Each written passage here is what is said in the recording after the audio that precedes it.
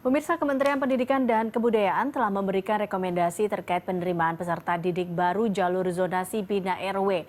Kemendikbud merekomendasikan agar jumlah siswa per rombongan belajar di kelas 7 dan 10 ditambah 4 siswa. Ini yang dapat kami sampaikan, kami tetap kawal DKI sampai tanggal 4, itu DKI masih memproses 30% yang prestasi.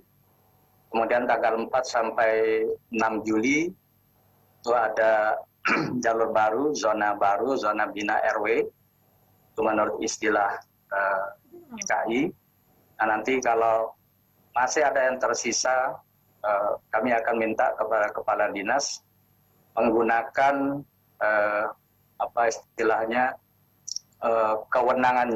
kewenangan afirmasinya untuk mencari sekolah-sekolah yang terdekat dengan rumah siswa, apakah itu negeri atau swasta, apakah di zonanya atau tetangga terdekat zonanya.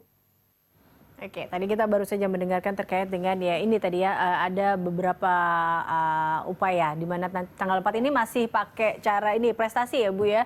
Lalu 4 dan 6 menggunakan zonasi RW ini. Nah, balik lagi tadi yang memang harus diperhatikan adalah kekhawatiran orang tua balik lagi akan ada kalau nambah 4 murid berarti bisa jadi satu ruangan itu 40. Kemudian bagaimana nanti dengan kualitas siswa itu? Apakah guru mampu untuk mengajar 40 siswa dalam satu ruangan ini? Ini kan kemudian menjadi tantangan baru juga, Bu. Ya, pertama udah dapat sih kita tuh WA-an yang itu yang tanyain tuh udah dapat itu. Itu gimana dong, Bu? Jadi gini, sebenarnya gini ya, pada saat kita melihat standar nasional pendidikan, memang dari 8 standar itu ada namanya standar peserta didik. Di situ memang disebutkan peserta didik untuk SD itu 28. Untuk SMP itu 32, untuk SMA 36. Sebenarnya selama ini udah dilakukan.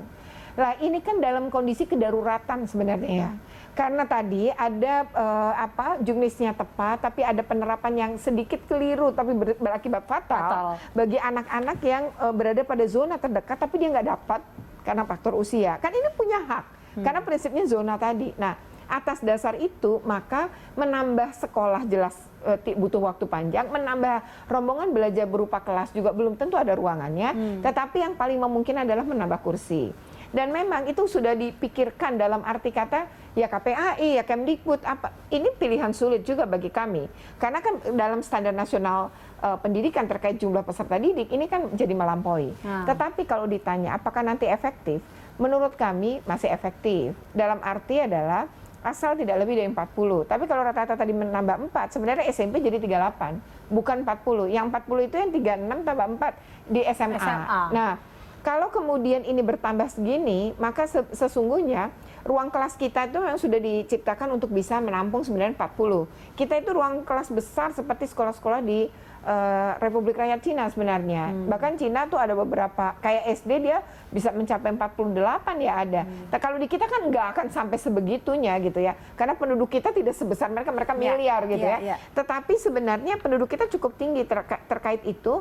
Karena gini Mbak, jomplang jumlah sekolah. Di SD itu DKI punya 2.000, begitu SMP cuma 359. Begitu SMA cuma 117. Jadi makin ke atas ya makin sedikit. Nah, untungnya di SMP itu rata-rata ada yang lebih, tapi ini rata-rata 6 kelas.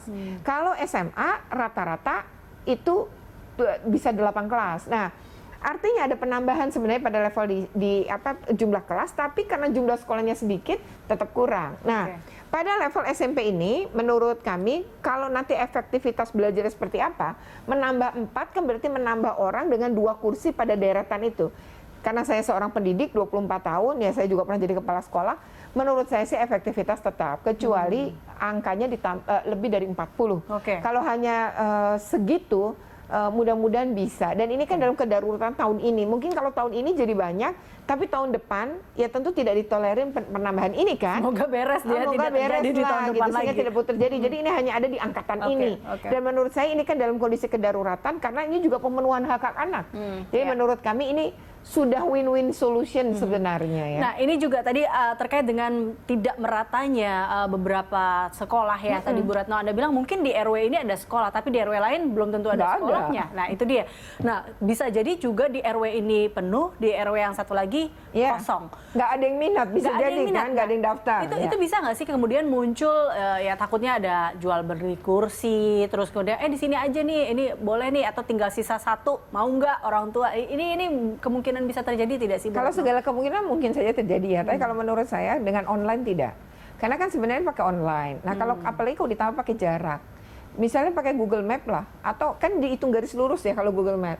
Nah itu kan bisa dibuktikan, kalau RW kan gampang. Misalnya gini ya, kalaupun curang nih ya, padahal dia jaraknya 800 meter, tapi dia ngaku 600 meter. Akan kelihatan mata tetangganya dong. Kalau tetangganya daftar, loh kok anakku yang lebih dekat nggak dapat, kok dia lebih jauh dapat ya? Nah berarti dicek kembali, artinya masyarakat tetap bisa melakukan kontrol ya menurut saya. Apalagi levelnya masih RW gitu. Saya kebetulan suami saya ketua RT gitu ya. Kami kayaknya punya grup gitu ya yang bisa saling komunikasi dan lain-lain. Jadi kalau nanti ada info-info misalnya seperti itu, saya rasa bisa tuh Pak RW-nya. Berarti kan ini yang memang harus ditekankan lagi atau yang diperkuat lagi adalah pengawasannya sebenarnya, Bu Retno. Betul. Tadi dari yang apakah jangan sampai lebih dari 40 kursi, kemudian jangan sampai ada jual beli kursi atau seperti itu. Ini menurut Anda siapa yang memang harus diperkuat atau pengawasan seperti apa sih yang memang harus dilakukan paling tidak? Ya kalau misalnya yang 40 kursi tadi ya nggak mungkin lebih, karena Kemdikbud kan yang punya data Dapodik namanya. Dapodik itu data pokok kependidikan. Nah di situ tuh udah kekunci tuh. Jadi kalau misalnya orang punya jumlah harusnya 32, tapi ternyata dia nyelipin satu orang gitu, nggak bisa. Yang satu ini nggak akan kedetek, nggak akan bisa masuk di dalam data Dapodik. Bahkan nanti kalau lulus pun dia bisa nggak dapat ijazah karena nggak terakui kan di dalam data Dapodik. Nah tapi untuk kasus luar biasa yang terjadi ini, Kemendikbud akan membuka khusus sekolah-sekolah di DKI tadi, dibikin lebih. Tapi tetap keketik nanti 40. Jadi kalau lebih nggak akan bisa. Jadi kalau itu sih sebenarnya secara sistem bisa kekunci. Yang kedua kalau terkait misalnya tadi ya ngomongin efektivitas, saya rasa masih agak sulit kecuali kita praktekkan. Tapi kalau sepanjang pengalaman saya sebagai guru, rasanya itu masih efektif kecuali lebih dari itu. Nah kalau kemudian ada jual beli, nah ini juga masyarakat perlu tahu. Menurut saya harus ada pengawasan, laporkan gitu ya. Karena kemarin saja kami datang ke Itjen Kemdikbud untuk melaporkan kecurangan dari 4 wilayah yang kami terima. Jadi ada kecurangan ini terkait dengan pemalsuan domisili. Nah, domisili ini diketahui adalah orang-orang ini berhasil masuk, itu siapa yang melapor? Orang-orang di zona itu yang harusnya punya hak, dia kalah. Padahal orang ini tidak tinggal di situ gitu. Nah, itu terbongkar dari masyarakat sendiri kan.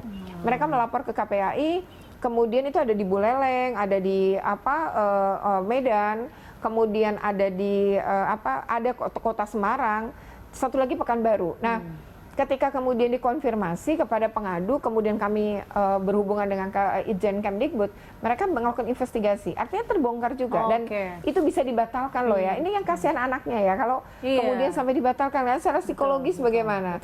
Belum lagi dia mungkin dapat cap ya, jadinya nggak jujur, nggak apa. Ya ini yang kita tuh nggak pingin sebenarnya ini terjadi. Gitu. Ini memang berarti memang peran orang tua untuk melaporkan juga bisa jika melihat masyarakat yang curiga gitu. Masyarakat melihat adanya kecurangan bisa langsung melaporkan. Dan tadi juga informasi terkait jangan sampai ada yang ini bisa kok ditambah 40, ternyata nanti malah anaknya rugi sendiri, tidak terdaftar kalau ya. Lebih dari itu. Iya. Oke, Bu Retno, kita masih akan hadirkan satu segmen lagi membahas terkait dengan hal ini. Kami masih akan kembali pemirsa dalam Lunch Talk.